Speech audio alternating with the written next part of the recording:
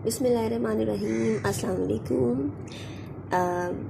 Before watching my video, please do subscribe my channel so you can watch my all upcoming videos and learn many things. Today I am going to discuss with you factors affecting the rate of transpiration. ठीक हो गया. अच्छा जी, मैंने आपसे transpiration discuss की थी, उसका mechanism, उसमें हमने टाइप्स पढ़ी थी ट्रांसपायरेशन की, और फिर स्टोमेटल ट्रांसपायरेशन हमने पढ़ी थी क्योंकि मोस्टली होती ही स्टोमेटल ट्रांसपायरेशन है. अच्छा जी, अब ट्रांसपायरेशन पे जो फैक्टर्स इफ़ेक्ट करते हैं जिनकी वजह से ट्रांसपायरेशन या तो ज़्यादा होती है या कम होती है, वो 5 मेन फैक्टर्स हैं. ठीक है, एक है light intensity, temperature, air humidity, air movement, leaf surface area. These are the 5 factors that affect the rate of transpiration. ठीक है, बेसिकली जो है ना, rate of transpiration directly proportional होता है closing and opening of stomata. It depends upon opening and closing of stomata. उसका rate भी fluctuate उनकी क्लोजिंग और ओपनिंग से ही हो रहा होता है. तो आइए हम देखते हैं कि किस तरह जो है ये फैक्टर्स जो है वो इफेक्ट करते हैं closing and opening of stomata को या रेट ऑफ ट्रांसपायरेशन को. So light intensity. ठीक है, अब in strong light the rate of transpiration is very high as compare to dim light और नो लाइट. अब जब लाइट तेज़ होती है, लाइट बहुत ज़्यादा होती है, तो रेट ऑफ ट्रांसपायरेशन भी ज़्यादा होता है. क्यों ज़्यादा होता है? क्योंकि आपको पता है कि हम सबको पता है कि लीफ में photosynthesis, during the presence of light, photosynthesis जो कि फूड बनने का प्रोसेस है वो होता है. और फोटोसिंथेसिस के लिए प्लांट्स को जो है वो कार्बन डाइऑक्साइड भी चाहिए होती है एटमॉस्फेयर से, और वो ऑक्सीजन रिलीज़ करते हैं आउट, गैसियस एक्सचेंज भी होना होता है. इस सारे अमल के लिए स्टोमेटा ओपन होते हैं. स्टोमेटा लाइट की प्रेजेंस में फूड बनता है, तो स्टोमेटा तो लाजमी ओपन होते हैं. तो जब बहुत ज़्यादा तेज़ लाइट होगी तो ये प्रोसेस भी तेज़ हो रहा होगा, स्टोमेटा भी ओपन होंगे, तो ट्रांसपायरेशन रेट भी बढ़ जाएगा. ठीक है, ट्रांसपायरेशन रेट जो है ना इसमें बढ़ जाता है. Light stimulates the opening and closing of stomata. Light also speed up transpiration by warming the leaf. ठीक है, लीफ जो है वो गर्म हो जाते हैं, जिसकी वजह से ट्रांसपायरेशन रेट इसकी वजह से भी बढ़ जाता है. ठीक हो गया, ये हो गया light intensity. Okay, next is the second factor that effect on the rate of transpiration is temperature. Temperature जो है वो high temperature is directly proportional to rate of transpiration. ये जो डायरेक्टली प्रोपोर्शनल है ये मैं इसलिए यूज़ कर रही हूँ आपको पता चल सके कि जितना ज़्यादा टेम्परेचर होगा उतना ही रेट ऑफ ट्रांसपायरेशन जो है ना वो ज़्यादा होगा. क्यों ज़्यादा होगा भाई? जब हाई टेम्परेचर होता है ना, बहुत ज़्यादा टेम्परेचर होता है, तो ह्यूमिडिटी ऑफ एयर रिड्यूस हो जाती है, यानी कि फ़िज़ा में, हवा में नमी जो है वो कम हो जाती है. ठीक है, और kinetic energy of water molecules बढ़ जाती है. जब मॉलिक्यूल्स जाहिर है, जब टेम्परेचर हाई हो जाएगा तो लीफ के अंदर जो वाटर मॉलिक्यूल्स हैं वो तेज़ी से मूव करेंगे. ठीक है, और वो लीफ स्पेसेस में जाएंगे और वहाँ वाटर वेपर्स ज़्यादा होंगे.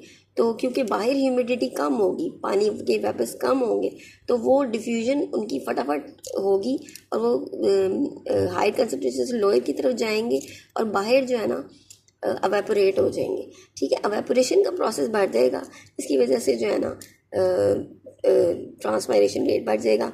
ट्रांसपायरेशन रेट जो है ना वो डबल हो जाता है every 10 rise degree in temperature. 10 rise degree temperature बढ़ता है तो उसके साथ डबल हो जाता है ट्रांसपायरेशन का रेट. ठीक है, लेकिन अगर टेम्परेचर बहुत ज़्यादा हाई हो जाए ना, very high temperature 40 to 45 degree, तो स्टोमेटा जो है ना वो क्लोज हो जाते हैं और ट्रांसपायरेशन स्टॉप हो जाती है. उसकी क्या वजह है? जब टेम्परेचर बहुत ज़्यादा हाई हो जाता है ना, तो फिर जाहिर है फिर तो रेट बहुत ज़्यादा बढ़ जाएगा. लेकिन इससे क्या होगा कि प्लांट खुद खुश्क हो जाएगा, उसका अपना पानी कम हो जाएगा. तो उसका अपना पानी कंजर्व करने के लिए, उसके अंदर कुछ पानी रखने के लिए, वहाँ पे ये जो रिएक्शन होता है वो ये होता है कि स्टोमेटा क्लोज हो जाते हैं और ट्रांसपायरेशन जो है ना वो बहुत ज़्यादा हाई टेम्परेचर स्टॉप हो जाती है. ठीक हो गया.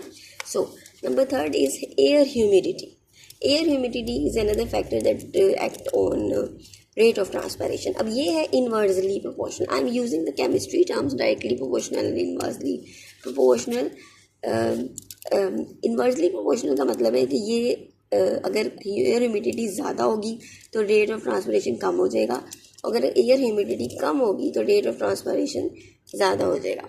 देखें, जब एयर ड्राई होती है ना तो water vapour diffuse more quickly from the surface of mesophyll cells into leaf air spaces and then from the spaces to outside. ठीक है।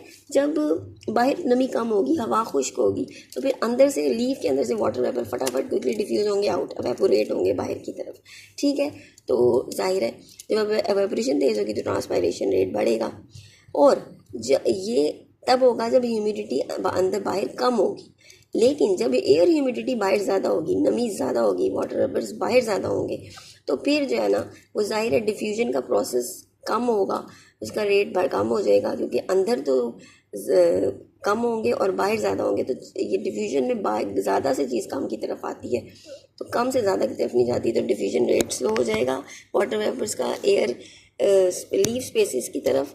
तो इस तरह जो है ना ट्रांसपायरेशन रेट भी जो है ना लो हो जाएगा, ठीक है ना। Rate of transpiration, diffusion of water vapour is reduce, the rate of transpiration is low, ठीक हो गया। अब नेक्स्ट पॉइंट है that affect the rate of transpiration is air movement, ठीक है। एयर मूवमेंट, हवा की जो मूवमेंट है, air movement is directly proportional to rate of transpiration. Wind carries away the evaporated water from leaves and it causes sorry, an increase in the rate of evaporation from the surface of mesosphere. अब हवा जब तेज़ चलेगी तो वो evaporated water को उड़ा के ले जाएगी, जो वहाँ पे वेपर्स बने होंगे उनको लीफ से उड़ा के ले जाएगी, ज़्यादा रेट ऑफ ट्रांसपायरेशन बढ़ जाएगा। एवेपोरेशन बढ़ेगा तो रेट ऑफ ट्रांसपायरेशन भी बढ़ जाएगा, ठीक है। तो एयर मूवमेंट ज़्यादा होने की वजह से रेट ऑफ ट्रांसपायरेशन ज़्यादा हो जाएगा। अच्छा, एक और जो लास्ट है वो है लार्ज सरफेस एरिया।